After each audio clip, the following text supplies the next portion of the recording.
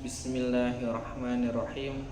Assalamualaikum warahmatullahi wabarakatuh. Perkenalkan, nama saya Fitriawan Abdul Bari, semester 6B dari kelompok 3, yang pada pertemuan kali ini akan membahas tema AI dan Ijtihad kontemporer dari mata kuliah Teknologi Informasi.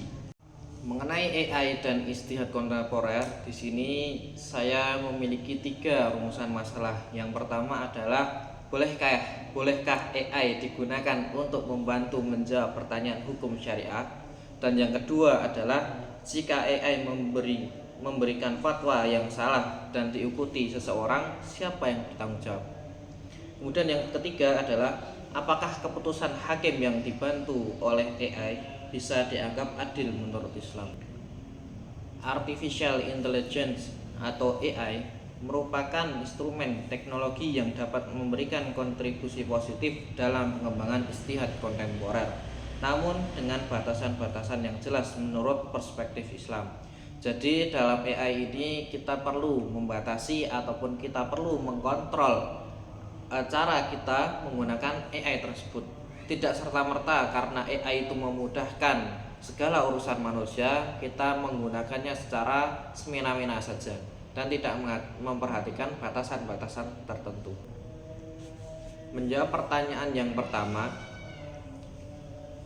tentang bolehkah AI digunakan untuk membantu menjawab pertanyaan hukum syariah, maka dari hasil penelusuran dan penelitian yang saya lakukan adalah AI diperbolehkan untuk digunakan sebagai alat bantu dalam menjawab persoalan hukum syariah.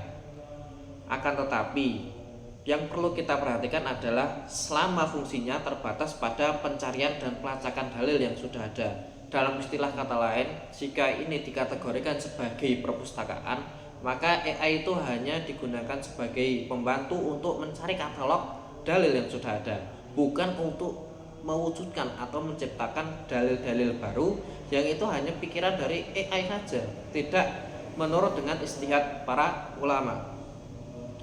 Dan juga kemajuan ilmu teknologi pengetahuan ini harus jalan dengan semangat Islam yang mendorong umatnya untuk terus menggali pengetahuan.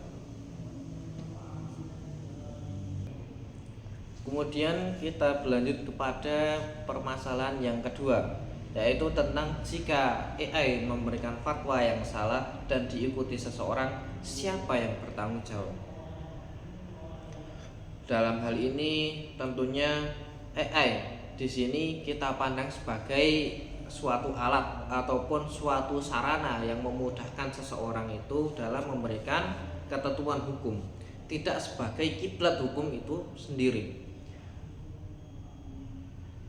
Dan tanggung jawab atas kesalahan fatwa yang dihasilkan oleh AI tidak jatuh pada mesin ataupun alat itu. Akan tetapi yang harus bertanggung jawab penuh adalah lembaga penyedia yang wajib memastikan keabsahan data serta pada pengguna yang berkewajiban melakukan tabayun dan tidak menerima informasi secara mentah-mentah. Mungkin AI di sini hanya memberikan alur berpikir ataupun sudut pandang seseorang dalam memberikan fatwa atau dalam dia itu ingin memperoleh fatwa tersebut. Dan jika dirasa fatwa ini agak melenceng ataupun tidak sesuai dengan kodrat fatwa yang sebenarnya karena hanya dihasilkan oleh alat dan sarana AI, maka harusnya orang itu mampu untuk memberikan pandangan ataupun mencari informasi yang lebih akurat lagi. AI tidak serta-merta dipandang sebagai tujuan semata ataupun hasil akhir dari fatwa itu tersebut. Dan sebagai pengelola ataupun penyedia data, dia pun harus bertanggung jawab atas fatwa tersebut. Fatwa tidak salah, AI tidak salah, yang salah adalah penggunanya ataupun yang mengontrol AI tersebut. Kemudian memasuki pertanyaan yang terakhir adalah apakah putusan hakim yang dibantu AI bisa dianggap adil menurut Islam? Kembali kepada hasil penelitian yang saya lakukan bahwa putusan hakim yang dibantu oleh AI dapat dianggap adil menurut Islam dengan syarat AI hanya berperan sebagai pendukung ataupun support system yang sebagai sarana untuk membantu mencari keadilan yang itu bisa diterima oleh berbagai pihak. Memang AI itu bisa digunakan sebagai contoh ya, sebagai identifikasi ataupun klasifikasi terhadap apa itu nilai-nilai keadilan, dan kita bisa misalkan di pengadilan saja untuk menentukan apakah orang ini bersalah ataupun tidak, apakah orang ini pelaku ataupun malah menjadi korban. Hanya sebatas itu saja. Akan tetapi keadilan yang asli tetap di tangan para hakim atau qadhi. Jadi AI kita manfaatkan hanya sebagai pengklasifikasian saja, tidak serta-merta karena AI berkata seperti ini maka pengadilan memutuskan bahwa orang ini bersalah, orang ini menjadi tersangka, ataupun bahkan orang ini sebenarnya adalah korban walaupun pada awalnya dia diklaim sebagai tersangka. AI hanya sebagai sudut pandang lain saja, sebagai pembantu ataupun sebagai sarana untuk membuka cakrawala. Mungkin ingatan manusia itu memang terbatas. Ingatan manusia itu tidak bisa menyeluruh mengingat segala hal ataupun ketentuan-ketentuan terkait pengadilan. Akan tetapi AI sebagai pembantu bisa menyelesaikan masalah tersebut. Hakim tetap menjadi yang utama, tidak boleh tergantikan karena hakim lebih memiliki kedekatan secara emosional kepada para pelaku di pengadilan ataupun para korban. Di sini saya menemukan sebuah diskusi ilmiah yang ditulis ataupun dimusyawarahkan pada tahun 1950 yang berjudul Computing Machinery and Intelligence, yang menegaskan bahwasanya di situ terdapat pertanyaan seorang peneliti yang bernama Pepper Alan Turing. Beliau mendiskusikan syarat sebuah mesin dianggap sebagai mesin yang cerdas. Turing beranggapan bahwa jika mesin dapat dengan sukses berperilaku seperti manusia dan dapat bertindak yang setara dengan cara kerja otak manusia, maka mesin itu dapat dianggap sebagai mesin yang cerdas karena dapat menyamai pola pikir manusia. Dasar atau chip dalam prototipe AI pada masa sekarang digunakan sebagai otak dari robot, sehingga robot dapat melakukan perintah dari pemiliknya. Contoh dari penggunaan prototipe AI adalah robot pembuat desain, robot pelacak, robot pembersih rumah, bahkan robot pengubah penampilan seseorang.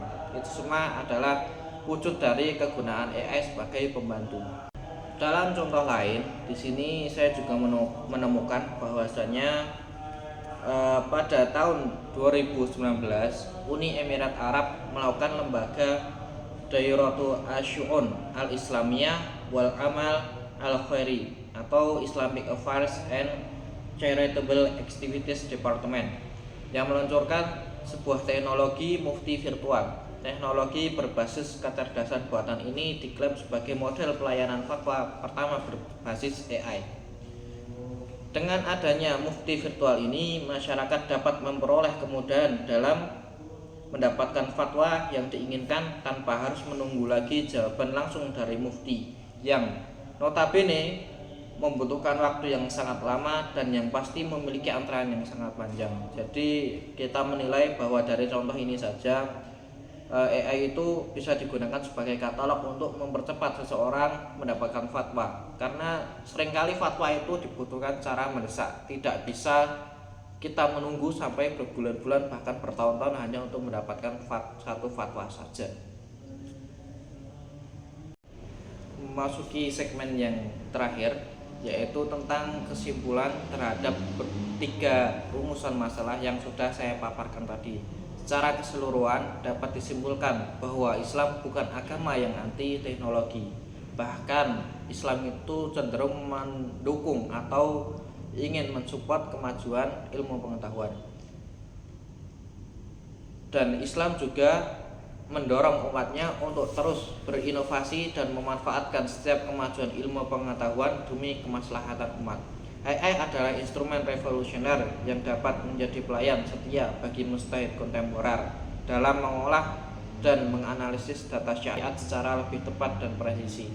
Namun yang perlu ataupun harus selalu diingat adalah bahwa AI tidak memiliki ruh, tidak memiliki ketakwaan, dan yang paling penting adalah tidak memiliki perasaan yang sosial ataupun rasa peduli yang hanya dimiliki oleh manusia. Oleh karena itu, AI tidak boleh dijadikan sebagai subjek hukum mandiri, sumber fatwa utama, apalagi sebagai pengganti otoritas ulama dalam Islam. Mungkin itu saja yang dapat saya sampaikan. Hayatul fata bil ilmi wa tuqa. Assalamualaikum warahmatullahi wabarakatuh. Terima kasih.